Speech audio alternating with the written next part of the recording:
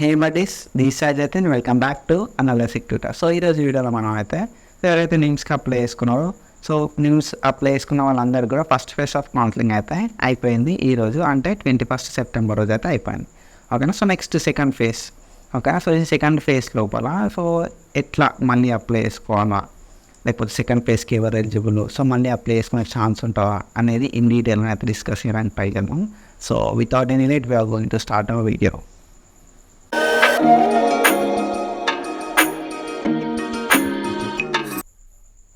So BPT second phase of కౌన్సిలింగ్కి ఎవరు eligible అని చెప్పి డిస్కస్ చేస్తాం. దానికన్నా ముందు సపరేట్ అప్లై చేసుకోవచ్చా, లేకపోతే సెకండ్ ఫేజ్కి సపరేట్ అప్లికేషన్ ఏమైనా ఉంటుందా అనేది డిస్కస్ చేద్దాం. ఓకేనా. సో కొంచెం దానికన్నా ముందు చిన్న క్లారిటీ ఏంటంటే, సో ఒకవేళ సెకండ్ ఫేజ్ ఆఫ్ కౌన్సిలింగ్ కూడా అప్లికేషన్ ఉంటే ఎందుకు అప్లికేషన్ చేసుకుందాం అనుకుంటున్నారు కావచ్చు అనేది దానికి కొన్ని రీజన్స్ ఉంటాయి. సో వాళ్ళు అప్లికేషన్ మిస్ అయి ఉండొచ్చు, ఆర్ఎల్స్ ఏంటంటే మెరిట్ లిస్ట్ చూసిన తర్వాత సో వాళ్ళకన్నా ఎక్కువ ర్యాంక్ మనకు ఉంది కదా, సో వాళ్ళకన్నా మంచి ర్యాంక్ మనకు ఉంది కదా అని చెప్పి అదొక రీజన్ కావచ్చు. ఆర్ఎల్స్ ల్యాక్ ఆఫ్ ఆపర్చునిటీస్ కావచ్చు, లేకపోతే వాళ్ళకి కావాలనుకున్న కోర్సులో కూడా సీట్ రాకపోవడం కావచ్చు. సో అట్లాంటి రీజన్స్ వల్ల వీళ్ళు సెకండ్ ఫేజ్ కూడా అప్లై చేసుకున్నామనే థాట్ లోపల ఉంటారు.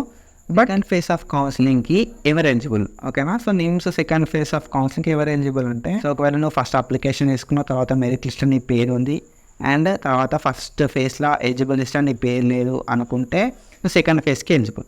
ఓకేనా. So this is the process. So ఆ ప్రాసెస్లో మనకు సీట్ వచ్చే ఛాన్స్ అయితే ఉంటుంది. సో ఒకవేళ నీకు మెరిట్ లిస్ట్లో పేరు ఉంది అండ్ తర్వాత మనకి ఒకవేళ సీట్లు మిగిలితే మాత్రమే. ఓకేనా. సో ఇది కూడా ఒక క్లారిటీ ఏంటంటే, సో సెకండ్ ఫేజ్ ఉంటుందా అంటే సెకండ్ ఫేజ్ డేట్ ఎప్పుడు అనే ఒక క్లారిటీ కూడా ఇస్తే ఇందులోపలనే.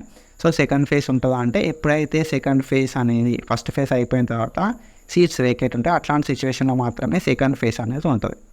ఓకేనా. సో మిగతా సిచ్యువేషన్స్ లోపల సెకండ్ ఫేజ్ ఉండే ఛాన్స్ ఉన్నది. 50 సీట్లు ఫిల్ అయితే మాత్రం సెకండ్ ఫేజ్ ఉండదు.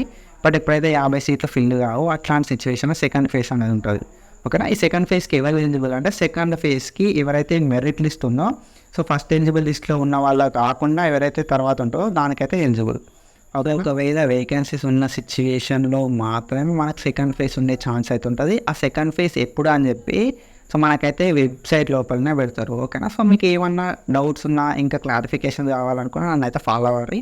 సో ఎవ్రీ అప్డేట్ అయితే ఇవ్వడానికి ట్రై చేస్తారు. ఎలిజిబుల్ ఈ కౌన్సిలింగ్కి అంటే ఎవరైతే ఆల్రెడీ అప్లికేషన్ చేసుకున్నారో వాళ్ళు మాత్రమే ఎలిజిబుల్. ఓకేనా. సో నేను మళ్ళీ సెకండ్ ఫేజ్కి సపరేట్గా అప్లై చేసుకున్నా అంటే సో అప్లికేషన్ ప్రాసెస్ అయితే ఏమి ఉండదు.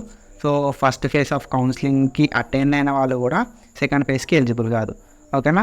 So second phase of counselling ఏదైతే ఉందో సెకండ్ ఫేజ్ ఆఫ్ కౌన్సిలింగ్లో మనకు సేమ్ మళ్ళీ ఒక ఎలిజిబుల్ లిస్ట్ అయితే ఇస్తారో సో దాని ప్రకారం అయితే వెళ్ళాల్సి ఉంటుంది. So this is about the counselling process. So do follow me and regular updates అయితే ఇస్తా. So thank you so much. Signing off.